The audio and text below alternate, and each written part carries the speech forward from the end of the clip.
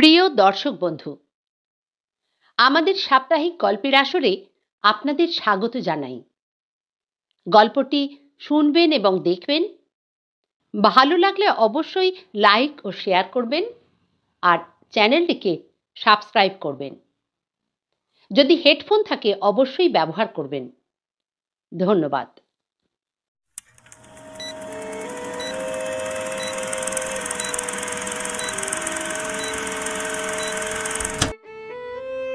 আজকের গল্প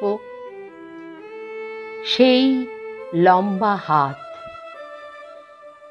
লেখক অধীর বিশ্বাস। গল্প পাঠে আমি মৌ ভট্টাচার্য।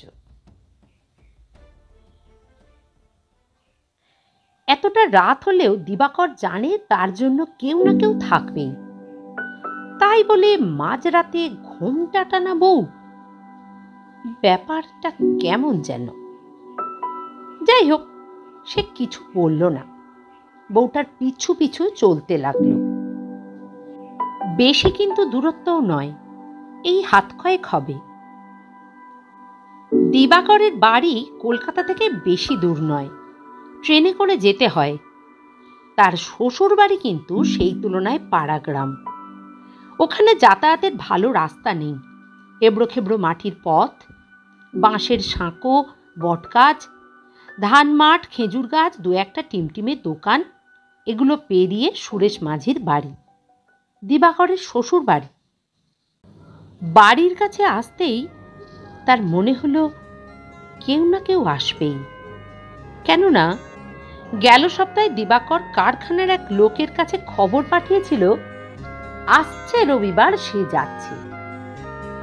খবরটা ঠিক মতো পৌঁছলো কিনা দিবাকর জানে না, তবে খবর না দেওয়ার লোক সে নয়।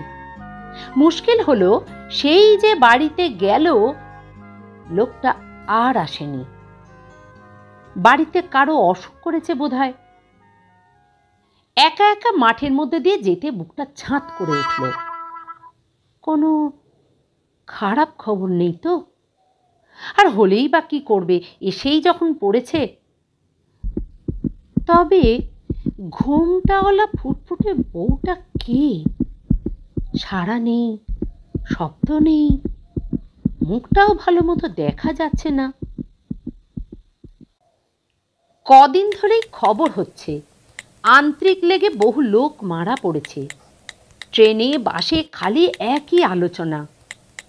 বউ টিকলি বলল, শুনছো, একবার বাড়ি যাও, একটু খবর নিয়ে এসো, মনটা ভালো লাগছে না। বউয়ের কথা মতো কাজের শেষে রওনা দিয়েছে। দূর তো কম নয়। চন্দন প্রতাপের গ্রামে এই বট গাছটাই সবচেয়ে প্রাচীন। পুজো হয়। বেড়ার মন্দিরে মা কালী জিভ ঝুলিয়ে দাঁড়িয়ে আছে। এই অন্ধকারে মন্দিরের মধ্যে জোনাকির আলোর ঢেউ খেলছে। চারিদিকে ঝিঝি পোকা ডেকে চলেছে। এছাড়া জাগ্রত মায়ের এইখানে কেমন যেন শুনশান অবস্থা। এই দেখে দিবাকর পথ চলে। শুকনো পাতার মচমচ খচখচ আওয়াজ। দিবাকর হাঁটা থামালে সেও চুপ। তার মনে হলো বউটাকে ডেকে কথা বলে। না, কি ভাববে হয়তো। দিবাকর যতই অন্ধকার হোক, সে যে রাস্তা চেনে না তা তো নয়। সুতরাং কি দরকার ডাকাডাকির? ওই তো সেই পাকুড় গাছের খড়র খড়র আওয়াজ, তার মানে চলে আসা।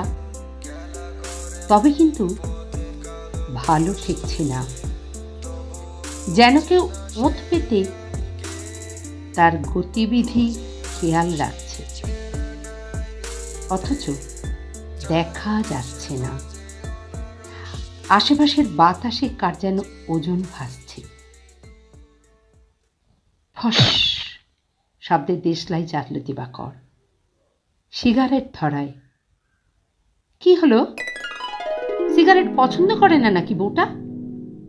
কিন্তু এইটুকু সময়ের মধ্যে যাবে কোথায়? ও কি তবে মন্তর জানে? ফ্যাকাশে অন্ধকারের ভেতর চোখের সামনে দিয়ে একটা জোনাকি চলে যাচ্ছে। পিক পিক আলোর মধ্যে নিজেকে জাগিয়ে রাখতে চেষ্টা করছে। একটু দাঁড়িয়ে গুনগুন সুর তুলে আবার পথ চলে দিবাকর। এবার যদি বউটার সঙ্গে দেখা হয়ে যায়, জিজ্ঞেস করবে, আপনি কোথায় যাবেন? অথচ গাটা ভারী হয়ে উঠল তার। চন্দন প্রতাপ গ্রামের মাঝি পাড়া এটাই। আজ থেকে অনেক রাত হয়ে গেল। এত রাত্রিরে গেলে একদিকে শাশুড়ি মা দারুণ চমকে যাবেন। দিবাকর প্রণাম করে বলতে পারবে অনেক কথা। বেজায় খুশি হবেন খবর নিতে আসায়। হাতে তার হরিবন্ধু মিষ্টান্ন ভাণ্ডারের মিষ্টির প্যাকেট। কিন্তু পথের মাঝে এসব কি হচ্ছে? সিগারেট ফেলে চোখে রুমালের ভাপ দিতে থাকে। কে? দিবাকর চোখ পিটপিট করে এগোয়। কে আপনি? কোথায় যাবেন? এই যে শুনছেন? কথাটা বোধহয় শুনতে পাইনি। দিবাকর হনহনিয়ে এগোয়, ডাকে, শুনছেন? এখনো আগের মতোই দূরত্ব।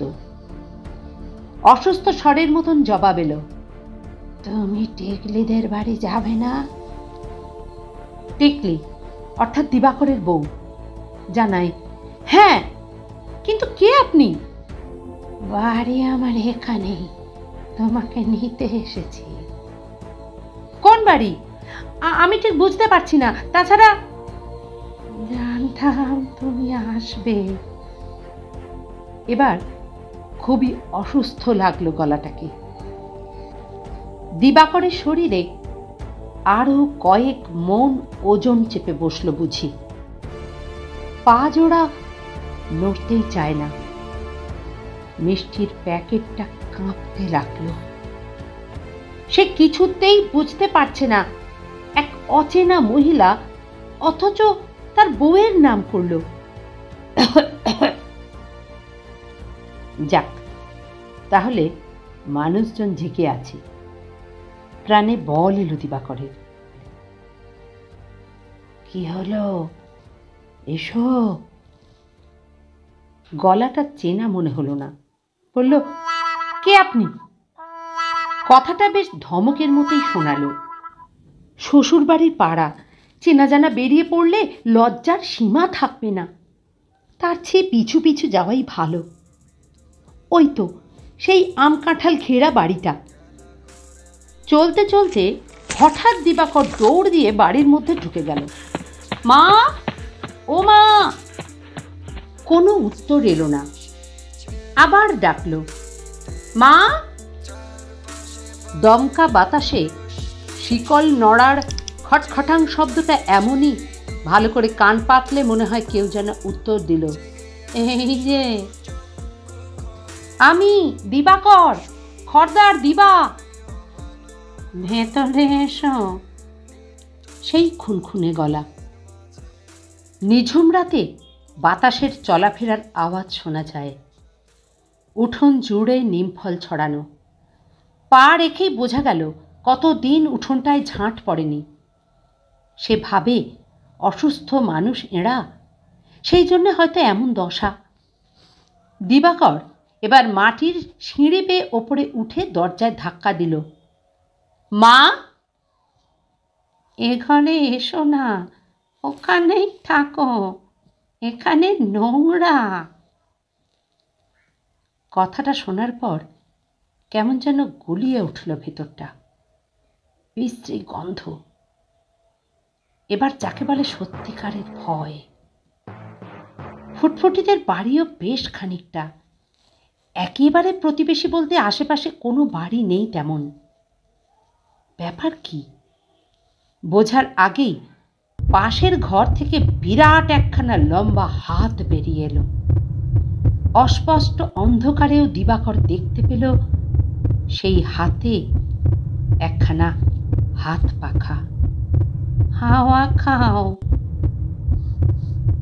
দিবাকর ঘর থেকে হাতের দিকে চোখ রেখে পিছনে হাঁটতে লাগলো।